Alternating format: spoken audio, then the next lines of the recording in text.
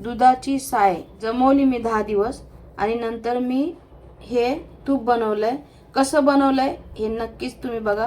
हे बघा घरगुती तूप कसं झालेलं आहे बघू शकता तुम्ही. नमस्ते मंडळी, हे बघा मी काचेच्या गिलासमध्ये दुधाची साय गोळा केली आहे. 8 दिवसाची आहे ही. याचं मी तूप कसं बनवायचं ते व्हिडिओमध्ये नक्की टाकणार आहे. नक्की व्हिडिओ पूर्ण बघा आणि आई वडिलांची काळजी घ्या. नक्कीच लाईक शेअर सबस्क्राईब नक्की करा. बघू शकता हे बघा कसं तूप निघतं इथे. लाईक शेअर सबस्क्राईब करा. नक्कीच आई वडिलांची काळजी घ्या मंडळी. याला ना माध्यम गॅस करायचा आणि असं सारखं फिरवत राहायचं. हे साय लाल होऊस तर फिरवत राहायचं. बघा मंडळी जसं जसं हे गरम होईल ना तसं तसं तूप निघणार आपलं. आणि हे साय लाल ब्राऊन झाली ना तर आपलं तूप रेडी. आणि असं सारखं फिरवत राहायचं. हे बघा कसं विरघळली आपली हे साय, दुधाची साय. जसं जसं गरम होईल ना तसं तसं हे तूप बनणार. गॅस फास्ट नाही करायचा. असं सारखं फिरवलं ना तर गॅसवर असं ठेवून असंच म्हणजे नाही राहू द्यायचं. असं फिरवत राहायचं. असं फिरवते ना मी, जसं जसं फिरवते ना तसं तसं बघू शकता तुम्ही हे तूप कसं निघतं. हे बघा, हे बघा.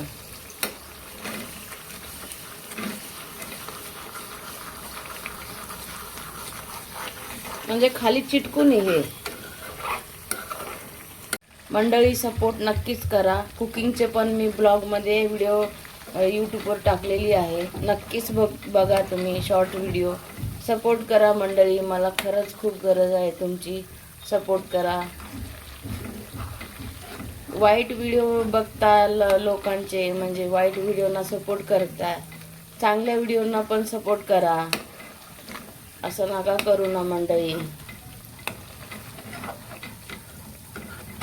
बघू शकता कसं तूप निघालंय.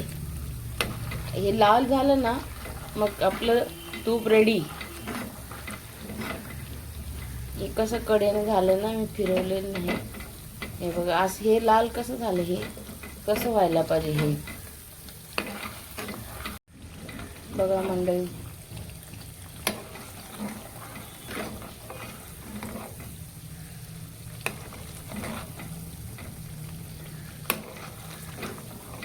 मंडळी मी एक गोष्ट सांगू का तुम्हाला. हल्लीच्या मुलांना सांगू इच्छिते मी, प्रेम करा पण परकून करा. खूप असं होतंय की फसवतात मुलं किंवा मुली. सगळेच तसे नसतात पण थोडे दिवस त्यांना हे करून 1-2 वर्ष झाले की सोडतात. असं प्रेम करू नका. आई वडिलांचं ऐका. प्रेम असेल तर आई वडिलांना सांगा तुम्ही. पण आई वडिलांना विचारल्याशिवाय असं करू नका. मुलींना मी दोघांना सांगते, आई वडिलांच्या विरोधात नका जाऊ. स्वतःची जिंदगी बर्बाद नका करू. मला अनुभव आहे म्हणून मी तुम्हाला हे शेअर करते. मी बोललेले शब्द खरंच आहेत. कसं होतं माहिती आहे, प्रेम आहे ना खूप कमी टिकतं. खूप म्हणजे खूप कमी. काही म्हणजे 100 मधून 5-6, 10-12 म्हणा तुम्ही एवढं टिकतं. नंतर 90% प्रेम तुटतच आहे. भांडणं होतात. मग ते आई वडिलांच्या विरोधात जाऊन करूच नका प्लीज. रिक्वेस्ट आहे माझी तुम्हाला. मुलींना प्रेम केलं तर आई वडिलांना सांगा आणि नंतरच करा. आई वडिलांचे विचार घ्या तुम्ही, नंतरच करा. अरेंज मॅरेज कसं आहे खूप टिकते पण, आणि दोघांच्याही परिवाराला भीती असते बाबा हे सासरचे काय बोलतील. मुलीला पण वाटतं आणि मुलाला पण वाटतं. बघू शकता मंडळी आपलं तूप झालेलं आहे. हे बघा असं लाल ब्राऊन झालंय. थोडंसं जास्त नाही करायचं. आपलं तूप रेडी झालंय. हे बघा आता याला थंड होऊन द्यायचं आणि मग चाळायचं.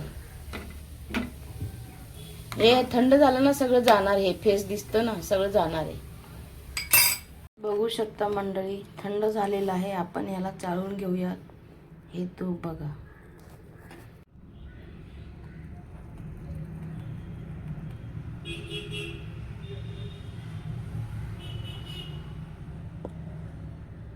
हे चाळून झालेलं आहे बघा.